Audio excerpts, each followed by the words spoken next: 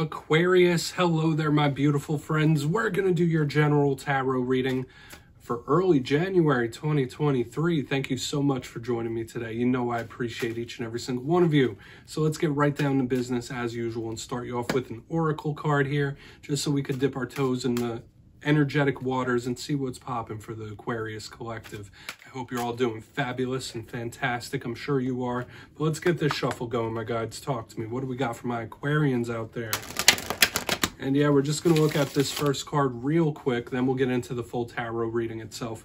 And at the very end, I'll pull you a bonus card from the Shadowland Tarot, just to see what might be in the shadows or what shadow work you can lean in on, which is always interesting. But let's get it going here. What's up with Aquarius, please? Please and thank you. All right, yeah, that card popped out super quick. That's how I like it. So we do have this card that does speak about time. There is big communication in this card as well. It's giving me a very sturdy type of energy, which could be very good for a lot of you. So before we start peeling back the layers on that card, if you're new here, I'll be speaking about the January subscriber surprise towards the end, so you might want to check that out. Also, if you could kindly illuminate that like button by tapping it right on its third eye, you know I'd greatly appreciate it. But into the reading, enough of the promo. Have a look at this card. Lots of interesting imagery here. So the first thing that always draws my attention with this card is the big golden clock at the top. So of course we could be speaking about time, the concept of time. Hopefully none of you are feeling like you're up against the clock, up against the wall, like you're losing time, like, oh no, you know, I only have so many hours in a day, I don't have enough time to get this done. For some of you, you might feel like time is just flying by, but for a portion of you, you could feel like it's dragging, and that could be torture in its own right. Now, aside from the links to time, you see the communication, the birds, the letters, the books, things like that. So we could be speaking about talking, like a lot of you, there might be a little isolation here as well, and you might be wanting to be more social, or just have a conversation with somebody when I see this, because there is a little isolated feeling with this card as well. But since that clock is gold, it feels very sturdy. So a lot of you could be moving into a good time. Let's not read too much into it. Let's get into tarot. I always say with that first card, it doesn't make or break the reading. It's just a little footnote for us. So we're just going to leave her right here. And yeah, I'm going to get you the 3 in the upright. Let's shuffle it up here. What do we got for Aquarius before we get the juicy stuff going? I'm using the Smith Tiny Tarot, which I've been having a blast with. What do we got for Aquarius? So last week's reading was pretty positive, my friends. It was titled A Surprising Win. And I always try to keep the titles as simple as possible, 3-4 words, and you know, try to pull it from something within the reading, but the energy was very good. I do feel like in recent weeks and months, there's been a little bit of volatility in the Aquarius readings, a lot of fast movement, fast change, which can be good, but that could be a bit tiring sometimes. There was very good, abundant energy in last week's reading. So we're going to hope to continue that. Let's get 3 out here. What do we got for Aquarius, please? And this deck I'm using is so cute. I promise it's not a sponsor. Oh, wow. We got the Sun card in position number 1. The best card in the whole deck is showing up for you right here in the beginning. So we might be picking up where we left off last week, and that would be very good. Let's get 2 more here. I mean, it is the first card. Let's not get too ahead of ourselves. So we got the 2 of Wands, the card of planning. Okay, a lot of you could be in the planning phase, planning mode of something. I will say this is feeling very good so far, okay? I'm really trying to keep myself tempered here. Okay, let's get 1 more. Thank you. 8 of Pentacles. This just feels good. And before we even get into the clarifiers and stuff, I will tell you that we have a lot of fire here, especially with the Sun, the 2 of Wands. We got the 8 of Pentacles on the back end. And the energy it's making me feel is very good, very much improved. Let's go through. I'll give you the classical meanings and archetypes, and we'll get the juicy intuitive messages, of course. So position number 1, the Sun card. Now, for a portion of you, this could just represent a Leo in your life, somebody with Leo placements or traits. And look how damn adorable this card is. They all have big old eyes there. This is the light, life, and love that shine down on us from Spirit. This is truth, it's happiness, abundance. The Sun card represents everything. It can also sometimes represent revelation, things being revealed, things being made clear. So if you've been dealing with any situations where like secrecy has been involved or hidden things, hidden agendas, this card is revealing, right? Nothing can hide under the rays of the sun. but to me, it's just everything. It's a beautiful energy right up there with the 10 of Cups. They're both extremely positive. So I want to see what clarifies it, of course. It's very fertile in a way. In the center, we have the 2 of Wands. A lot of you might feel like you're at a crossroads in life. Make or break time. Time to make a decision. Time to make a choice. Do I go left? Do I go right? And for some reason, make or break, that a lot of you could literally be thinking that for various situations.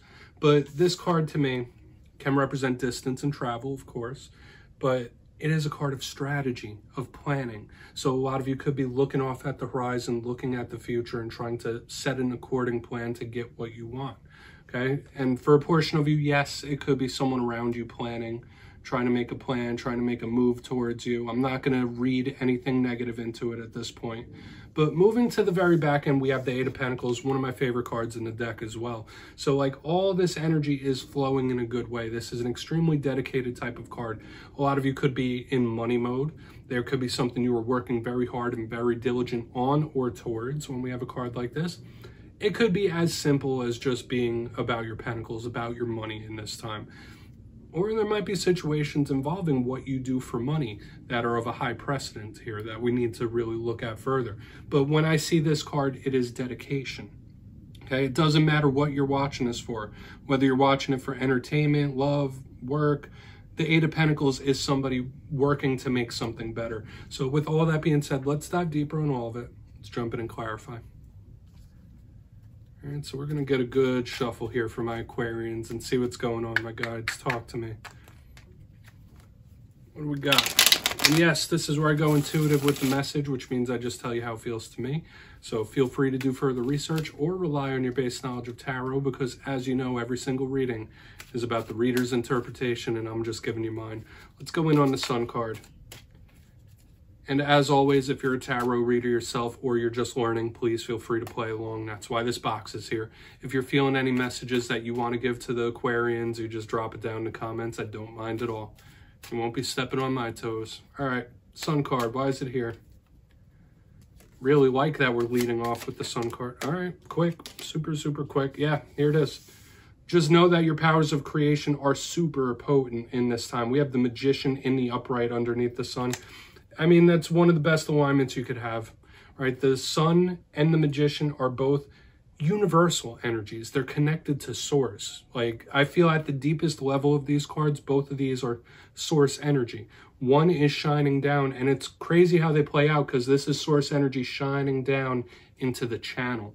So some of you might be more energetically sensitive, but just know that whatever you're going through, rough times, good times, neutral times, that source energy, you are a magnet to it in this time. You are a magnet for manifesting and creating in this time. Your best possible outcomes, these are energies that you really want to claim.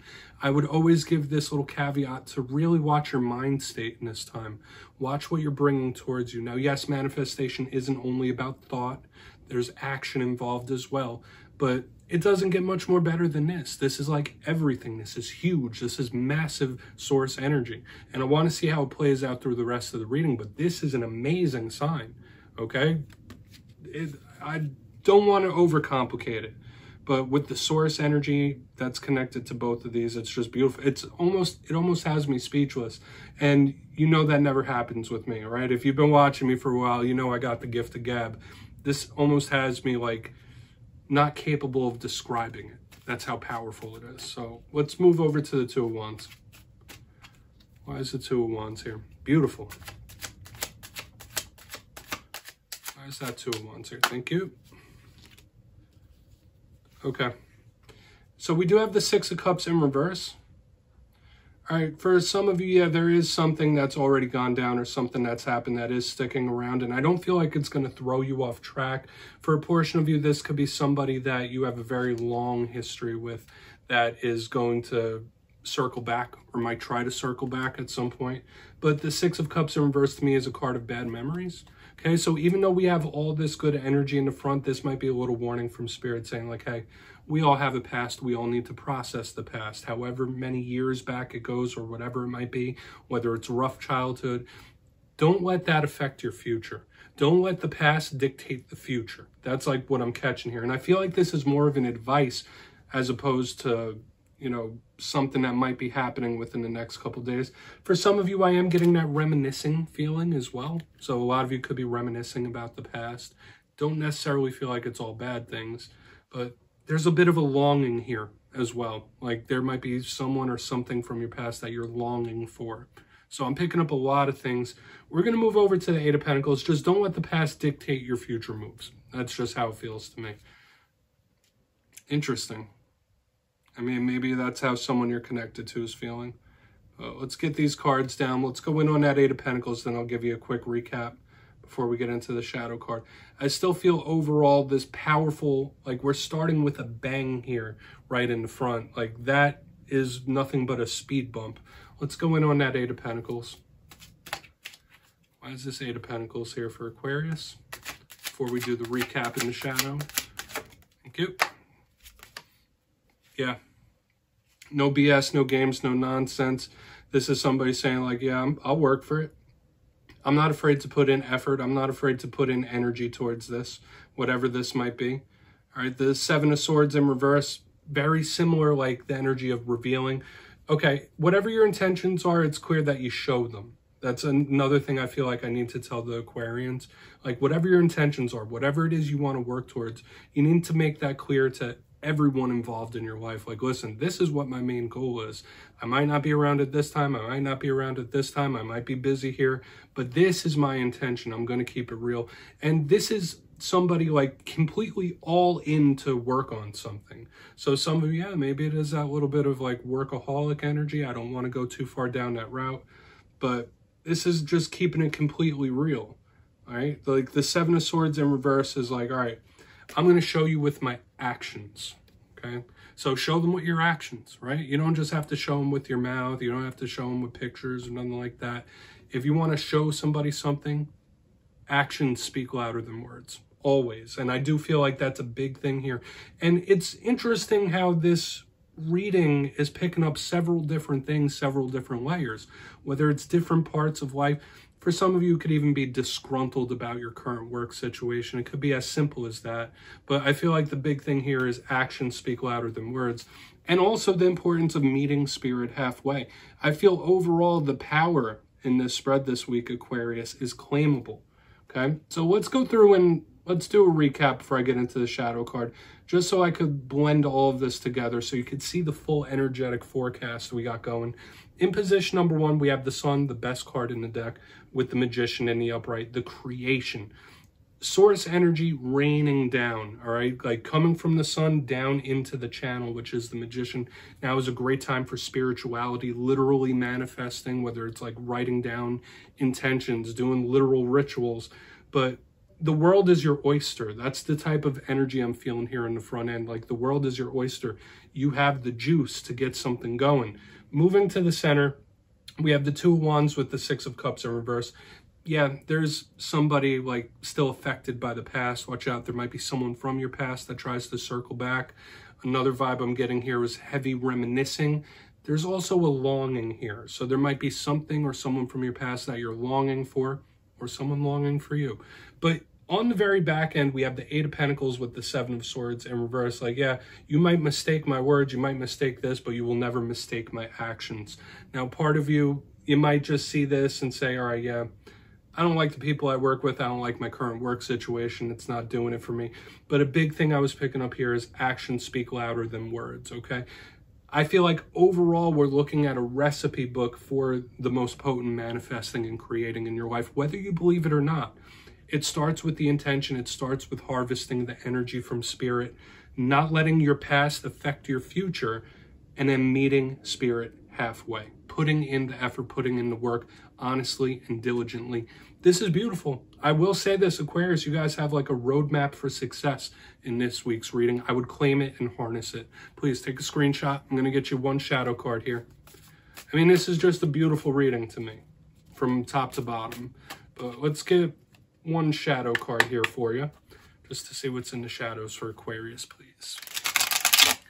What is in the shadows for my friends? And I'm using the Shadowland Tarot for this portion, so it's not the cute little pop figure guys we got going on over here. But what's in the shadows? Whether it's something old or new. What's in the shadow? Thank you. Two of Cups, interpersonal relationships. are showing up in the shadows this week for you guys, okay? Soulmates, soul connections. We also had the Six of Cups in the spread itself, so there is something linked to those that you're closest with. Now, the Two of Cups doesn't always have to be romantic. Soulmates can be family members. They could be really good friends. When I see the Two of Cups, I think of those that we have a very strong emotional bonding connection with.